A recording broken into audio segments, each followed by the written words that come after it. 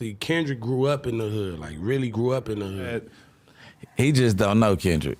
That's what I'm saying. Like has Kendrick renounced his hood affiliation at a certain point? Kendrick just don't be private and so like priding himself off of his gang culture. So I guess people think that he a non-affiliate. The crazy part about it is Kendrick really grew up in a rough neighborhood. Yeah. Protective neighborhood, but a rough neighborhood. Yeah. Right? And shout out to those brothers over there. He grew up in the West Side Piru area in Compton.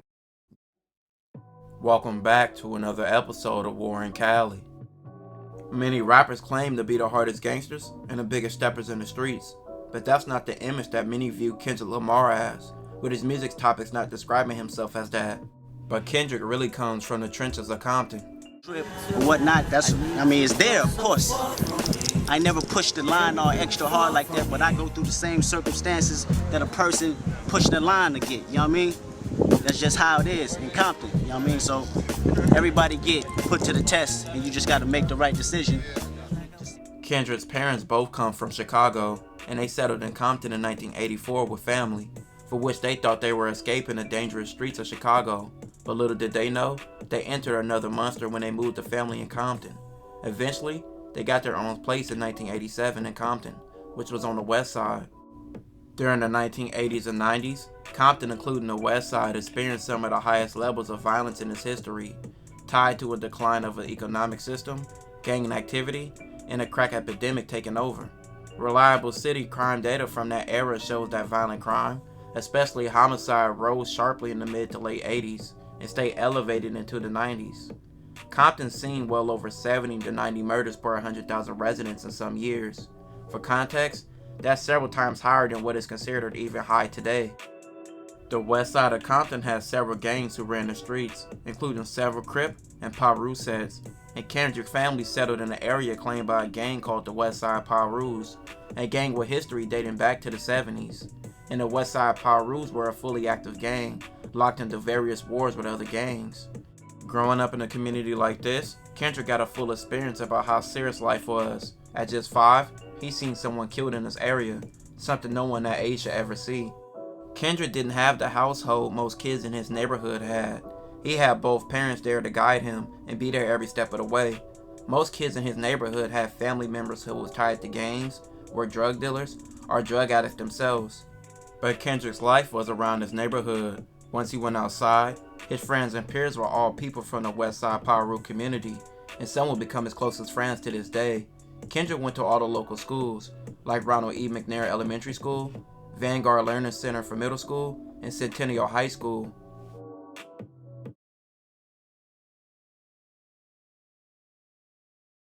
Growing up in Compton, it's real. I would like to say the one word to describe it is, or not to describe it, it's real unpredictable, period.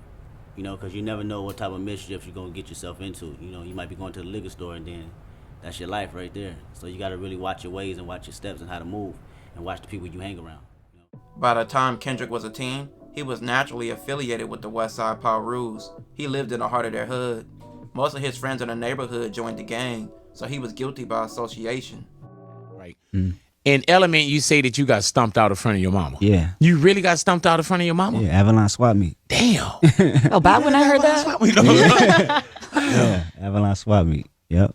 In front of your mama? Yeah. She was walking out. I'm already fading. Boop, boop, boop. About 3-4 dudes. And just looking at mom's tweet though that she had sent back, she came back and helped you out though too, right? Oh yeah. Yeah, it seemed like mom bought it too. Yeah. She'd run up and like, get out my motherfucking phone. So damn, did she see it or she saw like the aftermath? She seen it.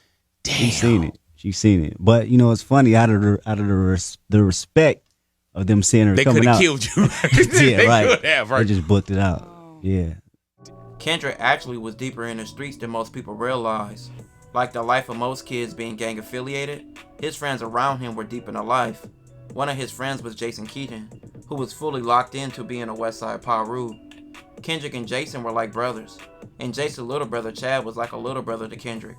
With Jason being fully invested in the street life since a teen, by 20 in 2007, he was sentenced to 21 years in prison. With him and Kendrick being so close, he asked Kendrick to look out for Chad, which Kendrick always tried to do. Kendrick came up in the rap industry and gained a buzz in LA County. Chad was also with Kendrick in his videos and just being around his big brother. But Chad was just like his older brother. He was a part of the streets, being named Stunner too. Jason, his older brother, hood name was Stunner. By 2012, Kendrick would become a legit star after his Good Kid, Mad City release, getting him a Good Kid, Mad City World Tour, which occurred in 2013. But tragedy would strike around 9 p.m. on Friday, July 12, 2013. A white sedan with 2 black males inside drove by and shot at Chad. Chad was wounded in a drive-by shooting as he left the home of one of his close friends. It happened at the corner of Parmalee Avenue, at Compton Street, in the Westside Piru's turf. The crazy part about this, Chad didn't die that night or the next night. He died 31 days later. He died at only 23 years old in the hospital.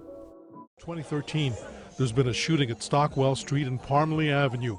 The large, frustrated crowd has lots of candles and even more hope because, unlike most drive-bys in Compton, the intended victim is alive. He's Chad Keaton, a lifetime resident of the neighborhood. Chad was attending a family function literally around the corner from his house with a longtime friend. And as he's walking out the house at 9 p.m., a white sedan containing 2 African-American males drove by, saw him, and shot him. As Detective Tomlin mentioned, Chad lived 1 block over on 134th Street with his grandmother, who raised him. I heard the gunshots. Because it's happened, so close right there on the corner. And usually when he's out, if I hear anything, I will call him on his cell phone, because I'm worried and I'm afraid. And this time when I called him, he didn't answer. So that's when my heart so I just had that feeling.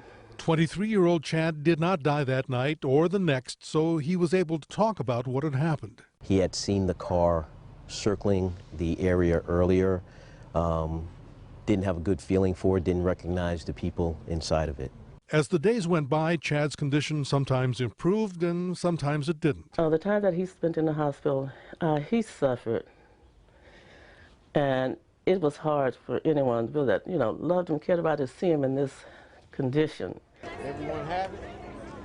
Go straight ahead. Doctors, nurses, and Chad's will to live kept him alive for 31 days, but the men who shot him eventually got what they wanted. At this time, Kendrick was on tour.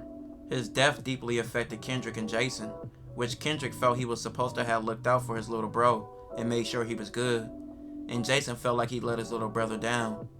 The wrong time, Kendrick states. It all happened when I was overseas. I talked to him over Skype on the hospital bed before he passed.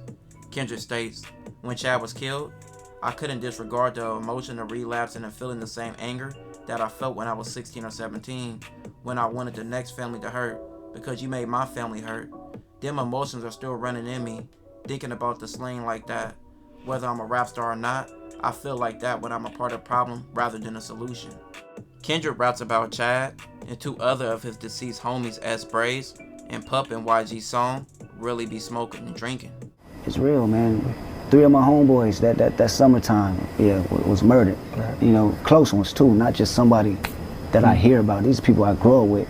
So it all psychologically it messes your brain up because you live in this life, you know what I'm saying? But you still have to face realities of this. I got to get back off that tour bus and go to these funerals, and go talk to my moms and talk to their aunties, the kids that lost their lives. And he also mentions Chad in another song called Hood Politics. Speaking from my partner talking to me, speaking on the story how I was there, when his brother passed, and I got to watch him take his last breath, and him respecting that, respecting I was down for his brother no matter how much they called him a delinquent, or such. And him also recognizing the fact that this is his lifestyle, he's gonna do what he's gonna do, and I wish one day I can see some positive light like you're doing in music, but this is me, Since 2013, Kendrick has become one of the greatest rappers in his generation. And Jason, he has been released from prison and has become an author and still continues to have a deep relationship with Kendrick. Chad lost his life several years ago, but with Kendrick still honoring him and his brother, his name lives on. This will conclude this episode. If you haven't already, check out my previous episodes. Don't forget to like, hype, comment, and subscribe.